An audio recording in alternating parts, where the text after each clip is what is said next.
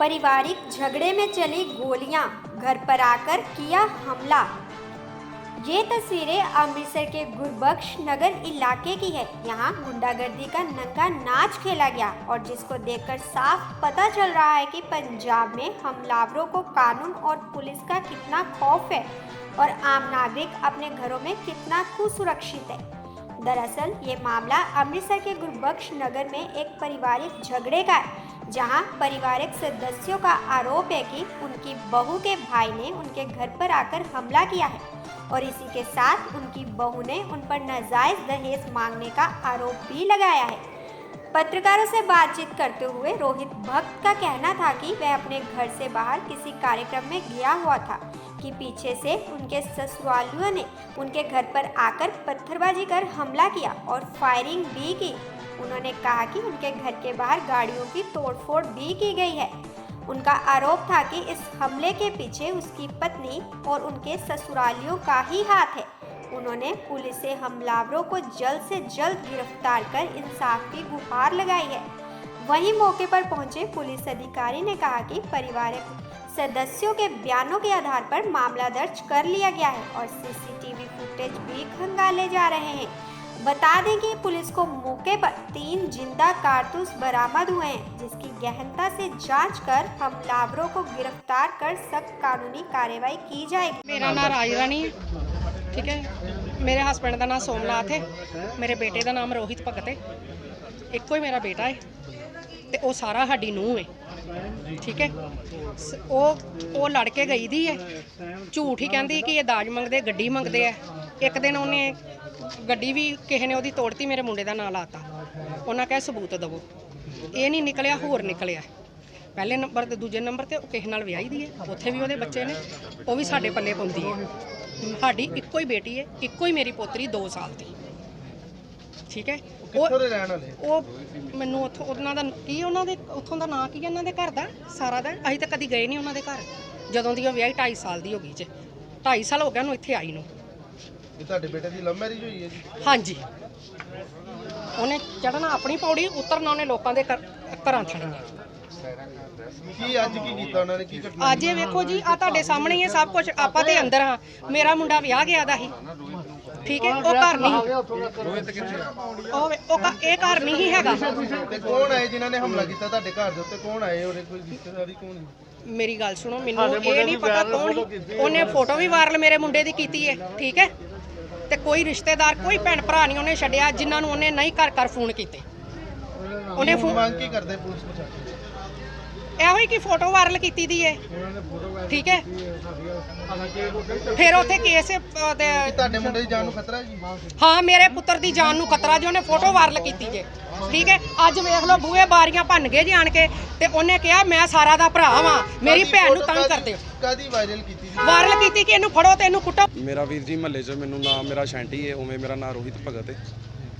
ਤੇ ਮੈਂ ਵਿਆਹ ਤੇ ਹੀ ਜੇ, ਤੇ ਮੰਮੀ ਡੈਡੀ ਘਰ ਹੀ ਜੇ, ਤੇ ਮੇਰੇ ਸਹੁਰੇ ਪਰਿਵਾਰ ਵੱਲੋਂ ਇਹ ਕੰਮ ਕਰਾਇਆ ਗਿਆ ਜੀ। ਤੇ ਵਾਈਫ ਮੇਰੀ ਨੇ ਫੋਟੋ ਮੇਰੀ ਸੈਂਡ ਕੀਤੀ ਦੀ ਸੀ।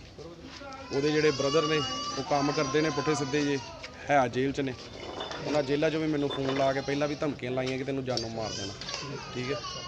ਤੇ ਪਹਿਲਾਂ ਵੀ ਕੰਪਲੇਂਟ ਹੋਈ ਹੈ, ਤੇ ਉਹਨਾਂ ਦੇ ਗੈਂਗਸਟਰਾਂ ਨਾਲ ਲਿੰਕ ਵੀ ਹੈਗੇ ਜੀ। ਤੁਸੀਂ ਵੇਖ ਸਕਦੇ, ਸਾਰਾ ਉਹਦਾ ਨਾਮ ਜੇ ਮਿਸ਼ਨ ਕੰਪਾਊਂਡ ਦੀ ਰਹਿਣ ਵਾਲੀ ਜੀ।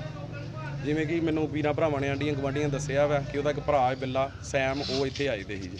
ਭਰਾਵਾਂ ਦਾ ਕੀ ਨਾਮ ਹੈਗਾ? ਸੈਮ ਤੇ ਬਿੱਲਾ। ਸੈਮ ਤੇ ਬਿੱਲਾ। ਹੁਣ ਕੀ ਮੰਗ ਕੀ ਕਰਦੇ? ਉਹਨਾਂ ਨੇ ਫਾਇਰ ਵਗੈਰਾ ਵੀ ਕੱਢੇ? ਉਹਨਾਂ ਫਾਇਰ ਕੱਢੇ ਆ ਜੀ, ਇਹ ਖਤਰਾ ਹੀ ਹੈ ਤੁਹਾਡੇ ਸਾਹਮਣੇ।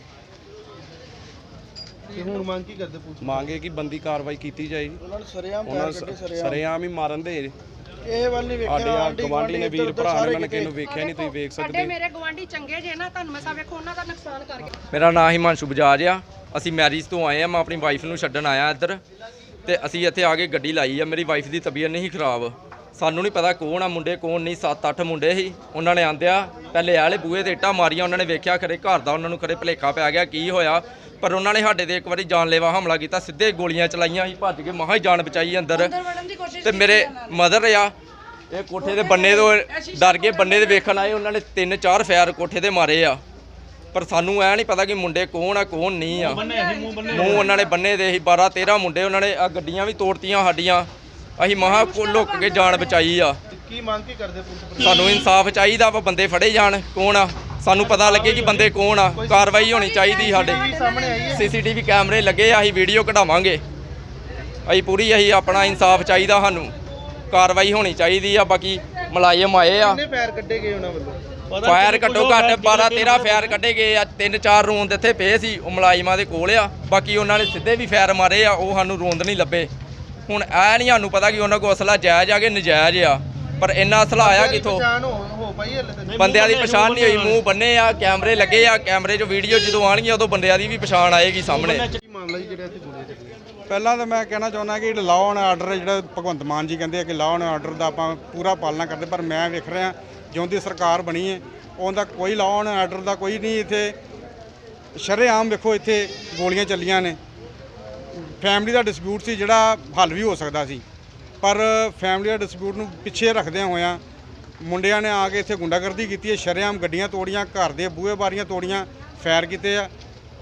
ਤੇ ਮੈਂ ਚਾਹੁੰਦਾ ਕਿ ਇਹ ਲੋਕਾਂ ਨੂੰ ਨੱਥ ਪੈਣੀ ਚਾਹੀਦੀ ਹੈ। ਜਿਹੜੇ ਗੈਂਗਸਟਰ ਬਣੇ ਫਿਰਦੇ ਨੇ ਘਰ ਘਰ ਲੋਕਾਂ ਨੂੰ ਪਹਿਲਾਂ ਇਹਨਾਂ ਨੇ ਪਿਸਤੌਲਾਂ ਦਿੱਤੀਆਂ ਤੇ ਉਹੀ ਮੁੰਡੇ ਆ ਕੇ ਨਸ਼ੇ ਦੇ ਹਾਲਾਤਾਂ ਵਿੱਚ ਆ ਕੇ ਤੇ ਹੁਣ ਇੱਥੇ ਆ ਵੇਖੋ ਗੈਂਗਵਾਰ ਹੋ ਰਹੀ ਹੈ। ਤੇ ਇਸ ਠੱਲ ਪਾਣੀ ਚਾਹੀਦੀ, ਸਰਕਾਰ ਨੂੰ ਠੱਲ ਪਾਣੀ ਚਾਹੀਦੀ, ਪੁਲਿਸ ਨੂੰ ਠੱਲ ਪਾਣੀ ਚਾਹੀਦੀ ਹੈ। ਤੇ ਮੈਂ ਪੁਲਿਸ ਪ੍ਰਸ਼ਾਸਨ ਕੋਲ ਇਹ ਮੰਗ ਚਾਹੁੰਦਾ ਕਿ ਸਾਡੇ ਇੱਥੇ ਜਾਨੀ ਮਾਲੀ ਜਿਹੜੀ ਪੂਰੀ ਰੱਖਿਆ ਕੀਤੀ ਜਾਵੇ, ਸਾਨੂੰ ਇਨਸਾਫ ਦਿਵਾਇਆ ਜਾਵੇ। ਜੇ ਅੱਜ ਇੱਥੇ ਕੋਈ ਨਾ ਕੋਈ ਬੱਚਾ ਮਰ ਜਾਂਦਾ, ਕੋਈ ਜਵਾਨ ਮਰ ਜਾਂਦਾ ਤੇ ਕੌਣ ਜ਼ਿੰਮੇਵਾਰ ਹੋਣਾ ਸੀ? ਨੁਕਸਾਨ ਕਿੰਨਾ ਹੈ? ਨੁਕਸਾਨ ਤੁਸੀਂ ਵੇਖ ਰਹੇ ਹੋ ਜੀ, 3-4 ਗੱਡੀਆਂ ਬਿਲਕੁਲ ਡੈਮੇਜ ਕਰ ਦਿੱਤੀਆਂ ਨੇ, ਮਾਰ ਮਾਰ ਕੇ ਇੱਟਾਂ ਉਹਨਾਂ ਦੇ ਜਾਲੀ ਵਾਲਾ ਬੂਹਾ ਤੋੜ ਦਿੱਤਾ, ਸਕੂਟਰ ਇੱਕ ਤੋੜ ਦਿੱਤਾ। ਤੇ ਆਹ ਬਿਲਕੁਲ ਚੌਂਕੀ ਕਿੰਨੇ ਸਾਰੀ 50 ਕਦਮਾਂ ਤੇ ਚੌਂਕੀ ਆ, ਪਰ ਇੱਥੇ ਕੋਈ ਵੀ ਉਹਨਾਂ ਨੂੰ ਕੋਈ ਡਰ ਖੋਫ ਨਹੀਂ ਹੈਗਾ ਕਿਸੇ ਵੀ ਕਿਸਮ ਦਾ। ਸੋ ਸਾਡੀ ਇਹੀ ਮੰਗ ਆ ਕਿ ਇਹ ਜਲਦੀ ਤੋਂ ਜਲਦੀ ਇਹਨਾਂ ਨੂੰ ਨੱਥ ਪਾ ਕੇ ਇਹਨਾਂ ਨੂੰ ਅੰਦਰ ਦਿੱਤਾ ਜਾਵੇ। ਆਪਣਾ ਨਾਮ ਤੇ ਰੈਜੀਗ੍ਰੇਸ਼ਨ ਦਾ? ਮੈਂ Sarabjit Singh Lati, councillor ward number 57। ਜੀ ਸਰ, ਕੀ ਮਾਮਲਾ ਜੀ ਜਿਹੜੀ ਗੋਲੀ ਚੱਲੀ? ਮੌਕੇ ਤੇ ਜੇ ਪਹੁੰਚੇ ਆ, ਇਹਨਾਂ ਦਾ ਫੈਮਿਲੀ ਡਿਸਪਿਊਟ ਆ। ਇਹਨਾਂ ਦੇ ਕਹਿਣ ਮੁਤਾਬਕ ਵੀ ਇਹਨਾਂ ਦੇ ਨੂੰਹ ਦੇ ਭਰਾ ਆਏ ਸੀਗੇ ਕਿ ਉਹ ਦਾਤਰ ਮਾਰ ਕੇ ਦਰਵਾਜ਼ਾ ਵੱਢ ਗਏ ਤੇ ਗੱਡੀਆਂ ਭੰਨ ਗਏ ਆ। ਹਾਂਜੀ, ਬਾਕੀ ਇਨਕੁਆਇਰੀ ਕਰ ਰਹੇ ਆ। ਸਰ, ਕਿੰਨੇ ਫਾਇਰ ਕੱਢੇ ਗਏ ਆ? ਕਿੰਨੇ ਖੋਲ ਲੱਭੇ ਤੁਹਾਨੂੰ? ਜਿੰਦਾ 3 ਕਾਰਤੂਸ ਨੇ, ਇੱਕ ਖਾਲੀ। ਕੋਈ ਸੀਸੀਟੀਵੀ ਆਈ ਸਾਹਮਣੇ? ਸੀਸੀਟੀਵੀ ਵੇਖ ਰਹੇ ਆ, ਫੁਟੇਜ ਲੈ ਰਹੇ। ਤੇ ਕਿੰਨੇ ਫਾਇਰ ਕੱਢੇ ਗਏ ਸਰ, ਕੋਈ ਆਈ ਨੌਲੇਜ? ਇੱਕ ਫਾਇਰ ਹੋਇਆ, ਮੈਂ ਕਿਹਾ ਹਾਂਜੀ, ਇੱਕ ਫਾਇਰ ਹੋਇਆ। ਮਗਰ ਸਰ ਸੀਸੀਟੀਵੀ 'ਚ 3-4 ਫਾਇਰ ਆ ਰਹੇ ਨੇ। ਸੀਸੀਟੀਵੀ ਵੇਖ ਕੇ ਦੱਸ ਦਿਆਂਗਾ ਤੁਹਾਨੂੰ ਜੋ ਸਰ, ਹੋਏਗਾ। ਕਿੰਨੀਆਂ ਗੱਡੀਆਂ ਕਿੰਨੀਆਂ ਭੰਨੀਆਂ ਗਈਆਂ? ਦੋ ਘਰ। ਦੋ ਘਰ। ਤੇ ਸਰ, ਕੀ ਨਾਂ ਸੀ, ਕਿੱਥੋਂ ਦੇ ਰਹਿਣ ਵਾਲੇ ਸੀ ਜਿਹੜੇ ਝਗੜਾ ਕਰਕੇ ਗਏ? ਇਹਨਾਂ ਦੇ ਦੱਸਣ ਮੁਤਾਬਕ ਇਹਦੇ ਸਹੁਰਿਆਂ ਤੋਂ ਹਿਮਾਨ ਸਿੰਘ ਗੇਟ ਦੇ। ਇਹ ਫੈਮਿਲੀ ਡਿਸਪਿਊਟ ਆ। ਇਹਨਾਂ ਦਾ ਕੀ ਨਾਂ ਸਰ, ਕਿਹਨਾਂ ਦਾ? ਜਿਨ੍ਹਾਂ ਨੇ ਕੰਪਲੇਂਟ ਲਿਖਾਈ? ਰੋਹਿਤ ਕੁਮਾਰ ਭਗਤ। ਕੀ ਕਾਰਵਾਈ ਕੀਤੀ ਜਾ ਰਹੀ ਸਰ? ਬਸ ਕਾਰਵਾਈ ਚ ਅਮਲ ਚ ਲਿਆ ਰਹੇ ਆ, ਪਰਚਾ ਦਰਜ ਹੋ ਰਿਹਾ।